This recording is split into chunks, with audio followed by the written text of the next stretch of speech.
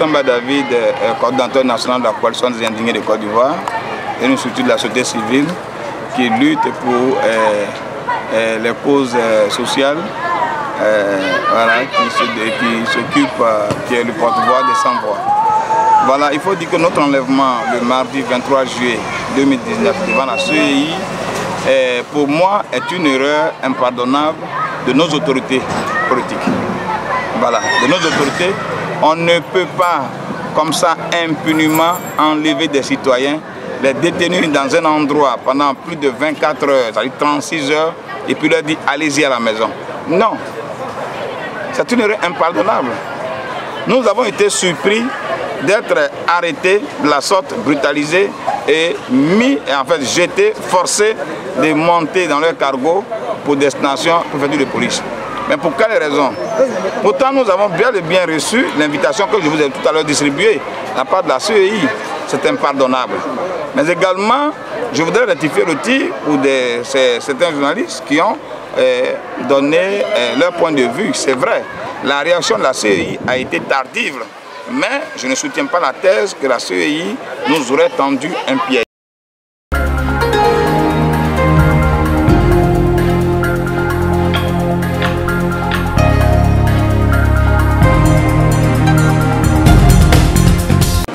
Je suis Namizata Sangaré, je suis la présidente du Conseil national des droits de l'homme.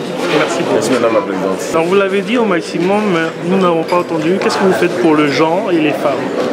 Mais vous savez que le genre est un objectif des droits de l'homme.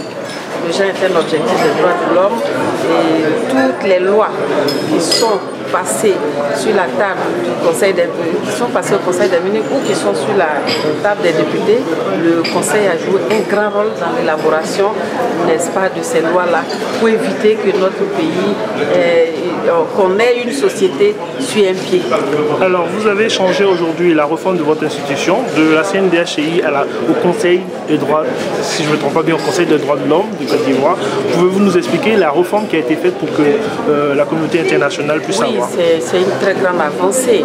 C'est-à-dire quoi? De la commission, c'est vrai, la dénomination a changé, mais dans le fond, c'est tout le statut de l'institution qui a changé.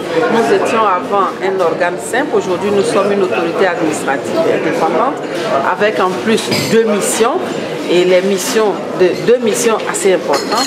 Aujourd'hui, le Conseil national des droits de l'homme visite tous les lieux privatifs de liberté de façon inopinée. C'est-à-dire quand on s'élève, on va partout où il y a lieu privatif de liberté, nous visitons. Et ça, c'est une volonté délibérée du gouvernement de faire de la lutte contre la torture et le traitement inhumain dégradant une réalité. Ça, c'est un de deux. Aujourd'hui, l'institution en charge des questions de droits de l'homme reçoit du gouvernement toutes les lois relatives aux libertés.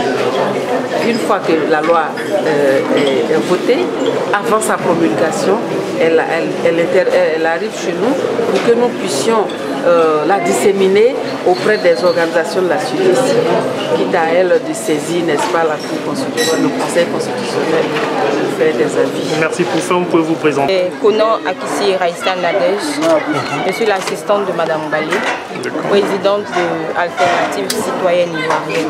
D'accord. Alors en fait, on voudrait savoir vos conditions d'incarcération lors de l'enlèvement à la CEI.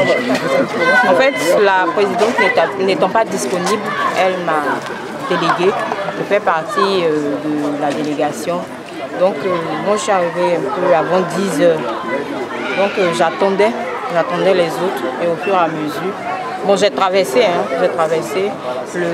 L'officier qui était stationné m'a demandé qu'est-ce que je partais faire. Je dis, en tout cas, j'avais une réunion à 10 h à la CEI.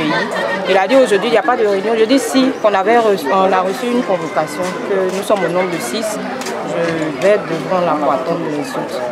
C'est ainsi que bon, moi je me suis mise à l'écart et puis au fur et à mesure, deux autres de la délégation sont venus, on était en train de causer. En tout cas, l'ambiance était relaxe. Jusqu'à ce que M. Samba David arrive et on était là. Pour nous, ils allaient nous convoyer, n'est-ce pas, à l'entrée de la CEI. À notre grande surprise, on nous dit non, que ce n'est plus le lieu de rendez-vous, qu'on doit se rendre au ministère de la Sécurité. M. Samba David a demandé à appeler, il voulait appeler pour informer je ne sais qui, mais l'officier nous dit non, monsieur, vous ne pouvez pas appeler. Vous ne pouvez pas. Il dit mais pourquoi? Pourquoi je ne peux pas appeler? Il dit non, que vous ne devez pas appeler. Et puis donnez vos portables. Il dit je ne vais pas donner. Je ne donnerai pas mes portables. Et c'est ainsi que j'ai vu derrière, ils étaient en train de le brutaliser pour arracher le portable. Aussitôt, moi j'ai mis mon sac, mon portable à l'intérieur de mon sac. Ils nous disent vous allez monter. Bon, on voit un coup, voilà, chose qu'on appelle ça, un cargo. Moi j'avais porté une robe. On ne va pas à un sit-in en robe avec des talons. Donc ils m'ont demandé de monter. J'ai dit mais je fais comment pour monter? Eux-mêmes ils m'ont aidé. Et puis je suis montée. Quand ils ont fini avec M. Samba David, ils sont revenus vers moi. Madame, donnez-moi votre portable. Je dis ah. De vous donner mon portable, il dit si. Bon, comme j'ai vu déjà la brutalité avec laquelle ils avaient arraché le portable, je me suis. Et il me dit, tu as donné le premier portable et le second portable. Je lui ai dit non, je n'ai qu'un seul portable. C'est dans ces conditions-là qui nous ont transportés jusqu'à la préfecture. À la préfecture de police, quelles étaient vos conditions? On vous a mis dans une prison, on vous a mis dans un lieu, on vous a questionné.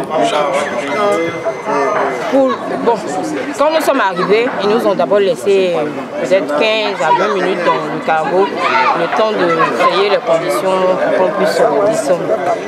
Bon, on a attendu et nous sommes descendus. Comme je vous ai dit, en partant, je n'ai pas pu monter. C'est eux qui m'ont aidé à monter dans le cargo et également en descendant, ça a été pareil.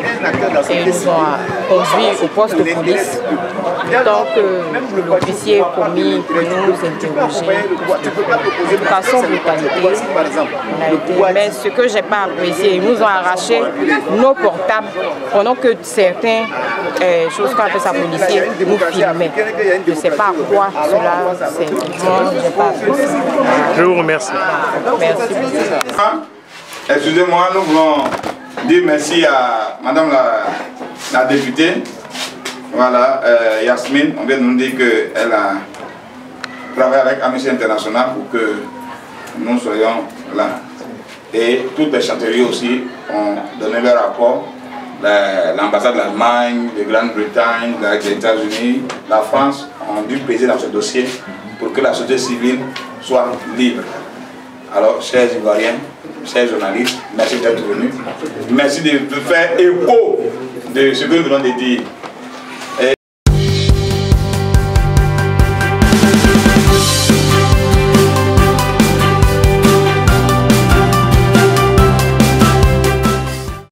Sur la question du comportement, voilà, de la réaction tardive de la CEI, voilà.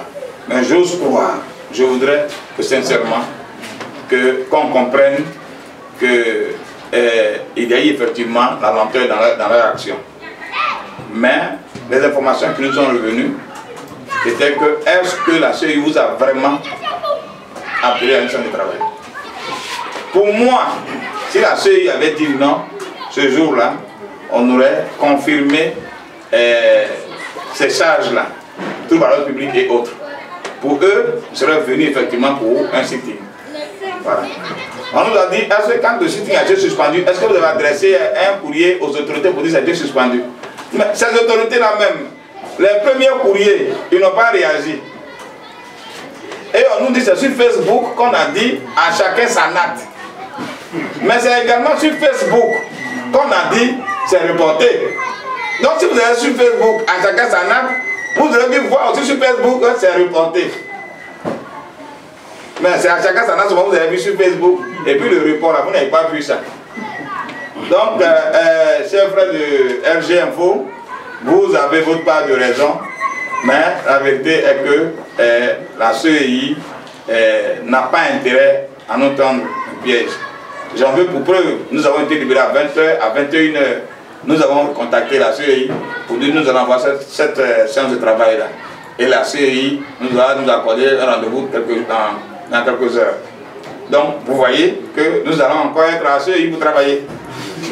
Nous serons à CEI pour travailler. C'est là-bas on partait et on nous a arrêtés. On va repartir. Puisque la CEI dit qu'elle nous attend, on va aller à CEI pour travailler. Voilà. C'est pour ça.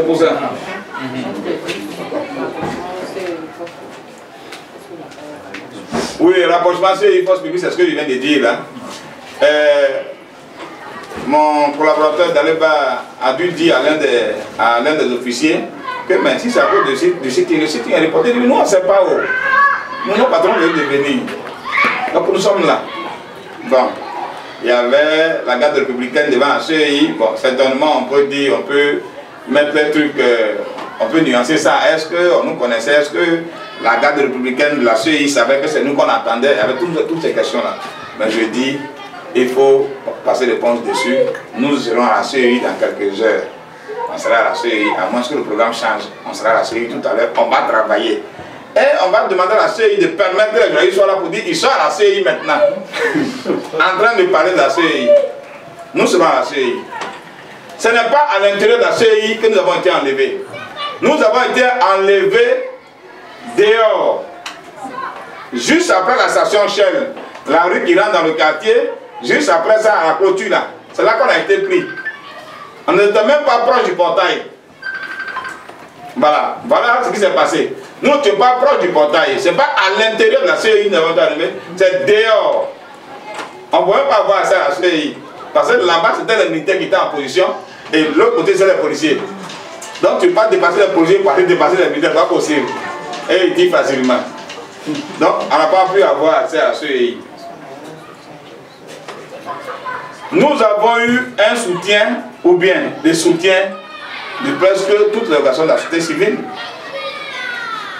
À ma sortie, ou bien à notre sortie, les présidents de pas mal d'associations, d'organisations de la société civile nous ont appelés pour une félicitation. Et quand nous étions là-bas, nous avons reçu le contact de plusieurs personnes, dont les commissaires qui nous disaient il y a tel président et tel ONG qui m'a appelé pour savoir si vous êtes là. Et les amis ont dû le constater. On me sortait de là où nous étions. Je partais dans le bureau des personnes là pour parler avec ces présidents de l'ONG qui voulaient me parler. Donc nous avons été soutenus.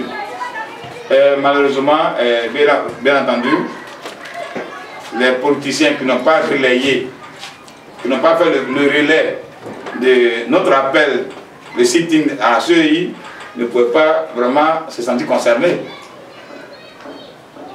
Raison pour laquelle je ne voudrais pas que vous vous assimilez aux hommes politiques.